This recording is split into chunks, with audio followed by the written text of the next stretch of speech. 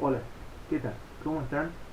Eh, bueno, vamos a comenzar un nuevo trabajo práctico que es a su vez un nuevo tema, ¿sí? Salimos de lo que es calor latente, calor sensible, que es lo que estuvimos viendo hasta el práctico anterior.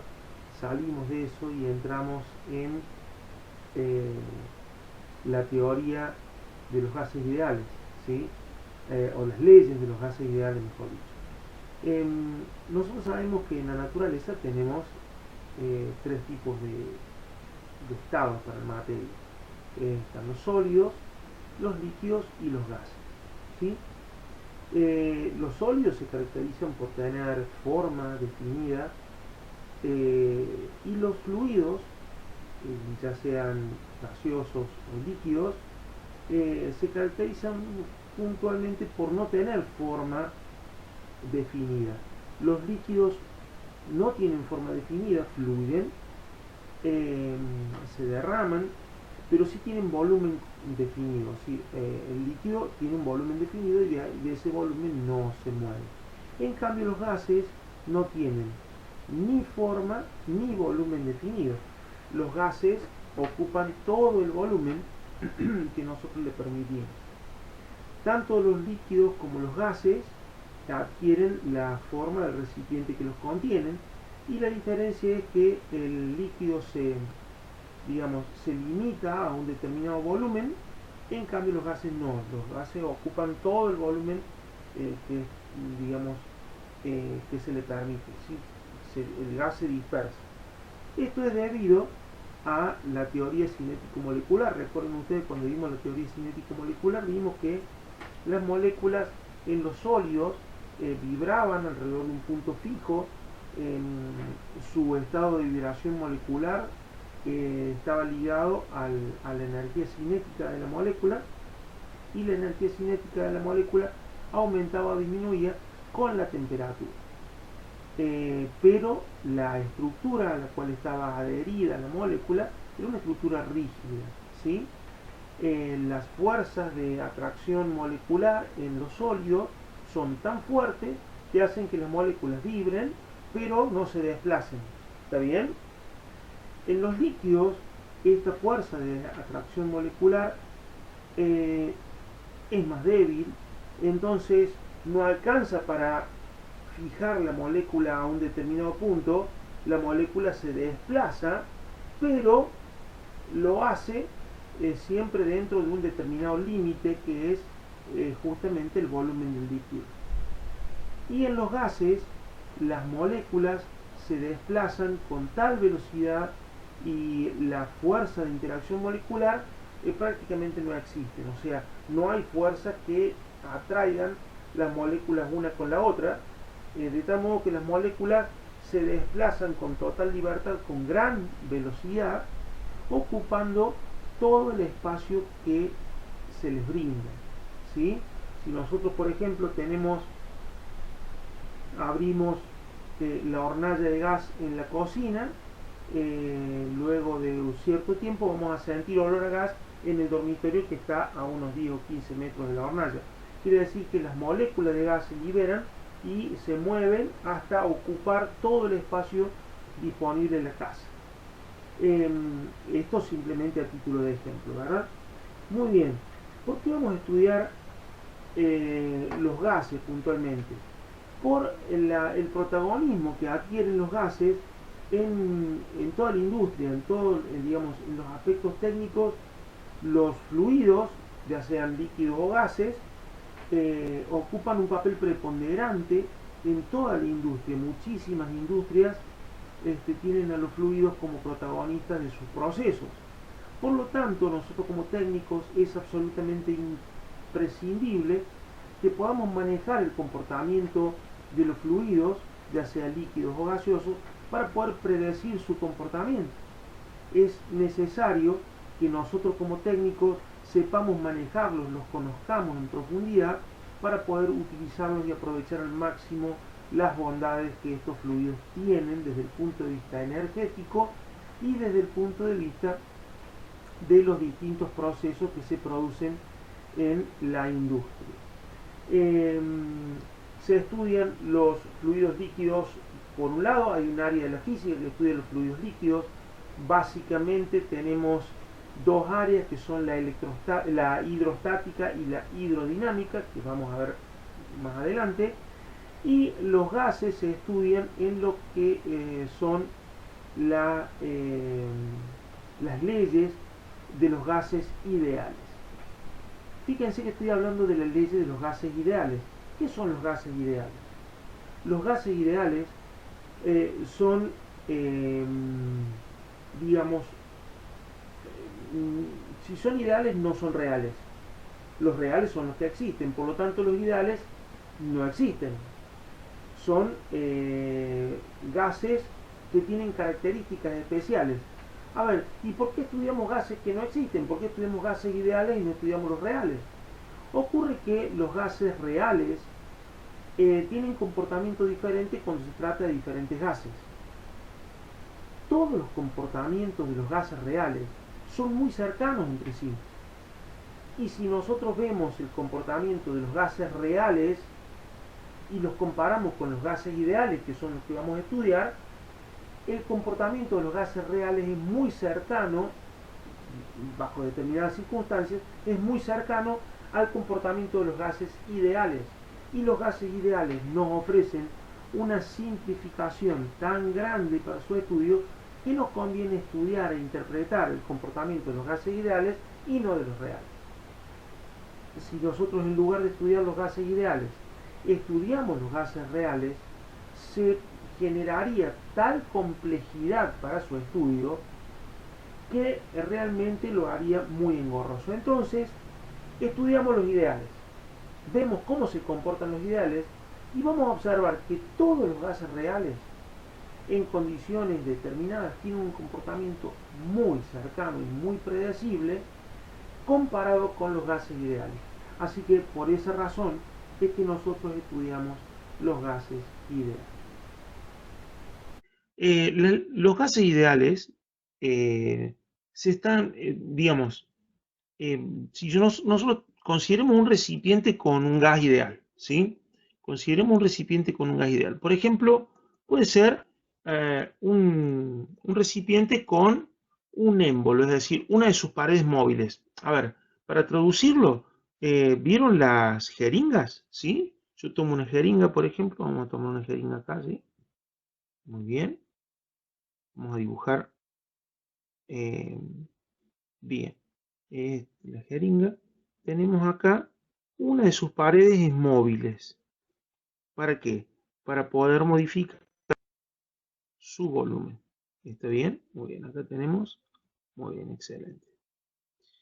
Este recipiente está todo lleno de una determinada cantidad de gas. Muy bien, perfecto. Todo lleno de una determinada cantidad de gas. ¿Qué característica o cuáles son las variables que caracterizan a este gas? Básicamente son cuatro, ¿ok? Cuatro variables que son, primero, la cantidad de gas. Primero, N, que sería ¿qué cosa? La cantidad de gas. La cantidad de gas, que nos vamos a referir a la cantidad de gas como la cantidad de moles de un gas, ¿sí? Esto ustedes lo han visto en química con el profesor Gustavo. Ustedes han visto que un mol de gas es la cantidad de gas, un mol de gas es la cantidad de gas que tiene como cantidad de partículas o cantidad de moléculas el número de Avogadro, siendo el número de Avogadro 6,02 por 10 a la 23 partículas. ¿Está bien? Si yo tengo aquí adentro 6,02 por 10 a la 23, un número gigante, súper enorme, 6,02 o 6,022 por 10 a la 23 cantidad de moléculas de gas, tengo un mol de gas. Si tengo 2 moles, tengo el doble, tengo 3 moles, tengo el doble, el triple. Por eso la cantidad de gas que tengo aquí adentro es una de las variables que caracterizan el estado del gas. ¿Está bien? La segunda variable, ¿cuál es? El volumen del gas. ¿Está? El volumen del gas. La tercera variable, la temperatura del gas. La temperatura se encuentra la temperatura a la que se encuentra el gas, que lo vamos a medir siempre en grados Kelvin. Y la otra variable que tenemos en cuenta a la hora de caracterizar el estado del gas es la presión. Y la presión la vamos a medir en atmósfera o la vamos a medir en bares. Ya vamos a ir viendo en el caso de los distintos problemas cómo trabajamos con las unidades. ¿Cómo se manifiesta la presión del gas? Cada una de estas partículas se está moviendo con mucha velocidad, ¿está bien? Al moverse con velocidad, impactan sobre las paredes del recipiente, ¿sí? Ese impacto produce una pequeña fuerza, pero que sumada a la fuerza de los impactos de las otras moléculas, generan una fuerza por unidad de superficie. Esa fuerza por unidad de superficie es la presión que ejerce el gas aquí adentro. ¿Se entendió? ¿Sí? Entonces, variables que caracterizan el estado de un gas, básicamente cuatro: la cantidad de gas, el volumen que ocupa, la temperatura y la presión. Cierto número de físicos se dedicaron a estudiar el comportamiento de los gases a lo largo de la historia. Uno de ellos fue el físico Boyle, que estableció la primera de las leyes de los gases ideales, llamada justamente la ley de Boyle, también conocida como la ley de Boyle y Marriott. Marriott fue un ayudante que él tenía u otro físico que también participó de las investigaciones. Boyle, para poder determinar cómo se comporta el gas, ¿qué hizo? Tomó, siempre trabajando con una cantidad fija de gas, ¿no es cierto? Es decir, no consideramos la cantidad porque consideramos que siempre la cantidad no se modifica. Vamos a considerar las otras tres variables. Tomo la temperatura constante y vio cómo evolucionaba el gas y cómo era la relación entre las otras dos variables. Entonces, estudió la evolución del gas a temperatura constante, modificando o estudiando la relación que existía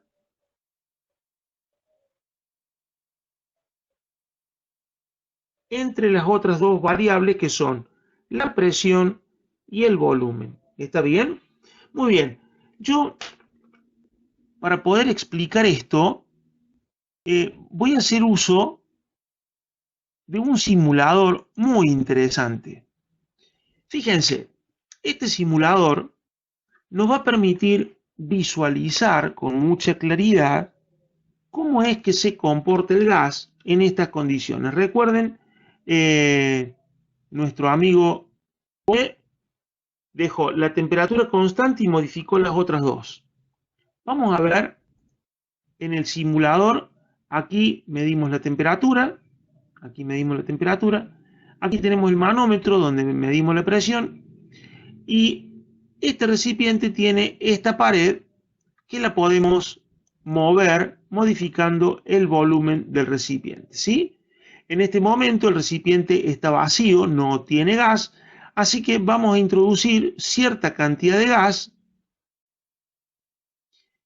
al recipiente y vamos a esperar a que la cantidad de gas que nosotros hemos introducido se estabilice. Observen ustedes que a medida que vamos metiendo gas, va aumentando la presión. Tenemos ahora una presión de aproximadamente 23 atmósferas. Vamos a esperar que se homogeneice la distribución de gas en todo el recipiente y vamos a, para poder estudiar la Boyle-Marriott, vamos a establecer la temperatura constante. Entonces le vamos a decir a este sistema que mantenga la temperatura constante y vamos a ver qué pasa cuando modificamos el volumen. Si nosotros disminuimos el volumen, observen ustedes la presión, ¿sí? achicamos el volumen y aumenta la presión. Y esto es medianamente lógico. ¿Por qué? Porque el gas, al tener menor espacio en el cual moverse, sus moléculas impactan sobre las paredes del recipiente con mayor fuerza, generando mayor presión. Por el contrario, si nosotros aumentamos el volumen, la presión disminuye. ¿Sí? Muy bien. ¿Se pudo observar? Excelente, muy bien.